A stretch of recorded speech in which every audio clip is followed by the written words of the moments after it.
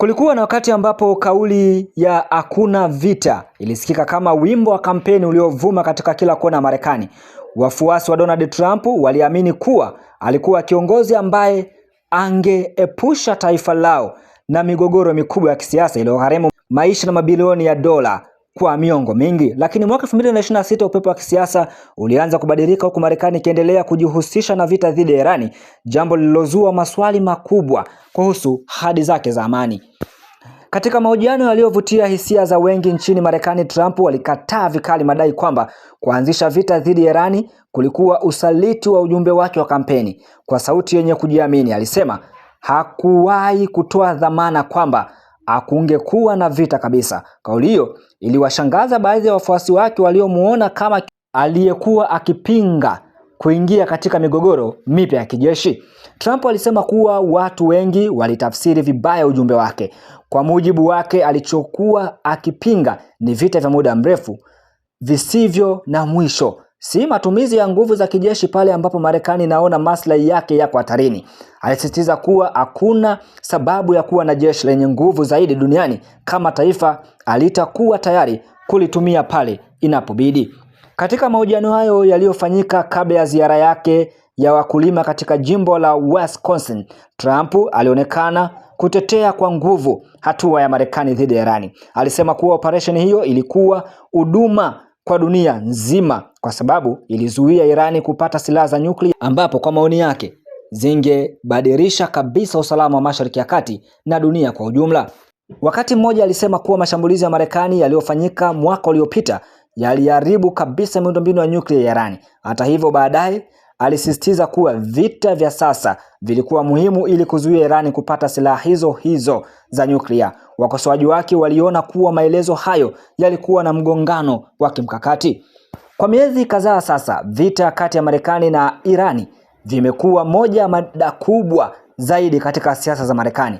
Tangu kuanza mapigano mwishoni mwa Februari, mjadala umeongezeka kuhusu gharama za vita hivyo, hatari za kuenea kwake katika eneo la Ghuba ya Uajemi na uwezekano wa kuvuruga uchumi wa dunia kupitia njia muhimu ya usafirishaji wa mafuta ya Strait of Hormuz. Hata hivyo, alikataa kulinganisha mgogoro huo na vita vya muda mrefu kama vile vya Iraq na Afghanistan. Alisema kuwa mapigano dhidi ya Irani hayakuwa vita visivyo na mwisho kwa sababu yalikuwa yameendelea kwa miezi michache tu. Kwa mtazamo wake, tofauti kubwa ilikuwa kwamba Marekani ilikuwa na malengo maalumu na ya haraka. Kauli hiyo iliwagawanya wachambuzi wa siasa. Wapo walioamini kuwa Trump alikuwa akijaribu kujitetea kisiasa huku akikabiliwa na shinikizo kutoka kwa sehemu ya wapiga kura wake waliokuwa wamechoshwa na migogoro ya nje. Wengine waliona kuwa alikuwa akiweka msingi wa kueleza kwa nini hatua za kijeshi wakati mwingine ni muhimu hata kwa rais aliyejitambulisha kama mpinga vita vya muda mrefu. Mbali na Irani, mahojiano hayo yalihamia kwenye mada nyingine iliyozua mabishano makubwa nchini Marekani. Uchaguzi wa jimbo la California. Trump alirudia madai yake kwamba kulikuwa na udanganyifu katika mchakato wa kuhesabu kura, hasa baada ya wagombea waliowaunga mkono kuanza kupoteza sehemu ya kura zao huku kura za posta zikiendelea kuhesabiwa. Kwa miaka mingi, California imekuwa ikijulikana kwa mchakato mrefu wa kuhesabu kura kutokana na idadi kubwa ya wapiga kura na kura za posta. Lakini kwa Trump, mabadiliko ya matokeo kadiri kura zilivyoendelea kuhesabiwa yalikuwa ishara ya tatizo kubwa zaidi. Alipoulizwa kutoa ushahidi wa madai hayo, alisisitiza kuwa alichokiita ni kuangalia kinachoendelea. Hata hivyo, mwandishi wa habari aliyekuwa akimhoji aliendelea kumkumbusha kuwa kutazama matokeo yakibadilika si ushahidi wa udanganyifu wa uchaguzi. Mazungumzo hayo yakaanza kuwa makali zaidi. Trump alionekana kuchukizwa na maswali yaliyokuwa yakimtaka aeleze kwa kina madai yake. Kadiri mahojiano yalivyoendelea, sauti yake ilianza kupanda na hali ya mvutano ikaonekana wazi kwa watazamaji. Wakati huo, mada nyingine iliyokuwa ikivutia hisia ilikuwa mpango wa mfuko maalum wa dola bilioni 1.8 uliokuwa umependekezwa na idara ya sheria ya Marekani.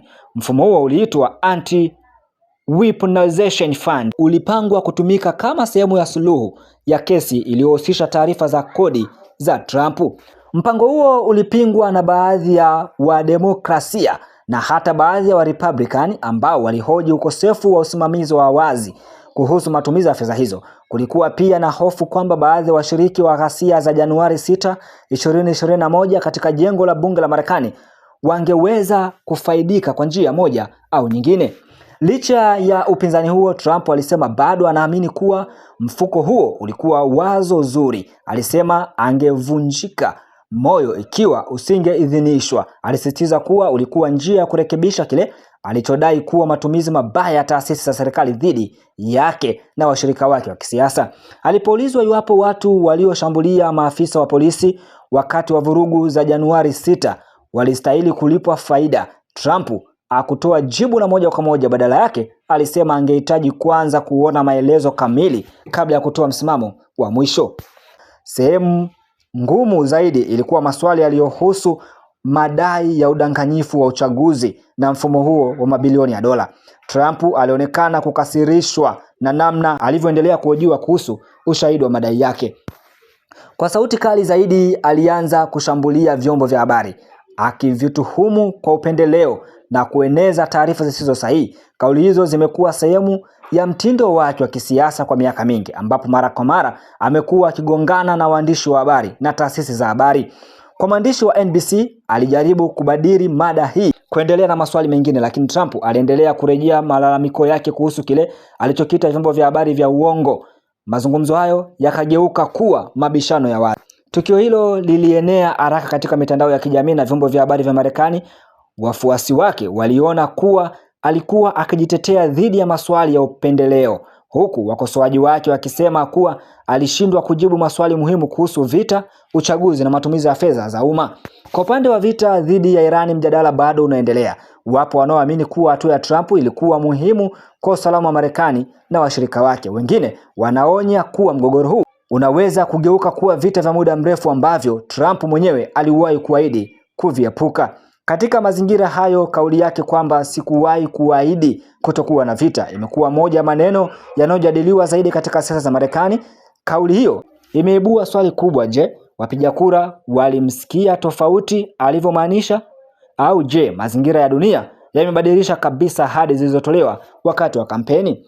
Jibu la swali hilo linaweza kuamua namna historia itakavyomkumbuka Rais Trump katika muhula wake wa pili. Je, atakumbukwa kama rais aliyedhibiti tishio la Irani kabla halijawa kubwa zaidi, au kama kiongozi aliyerudi kwenye njia ile ile ya migogoro ya kijeshi ambayo aliwahi kuikosoa?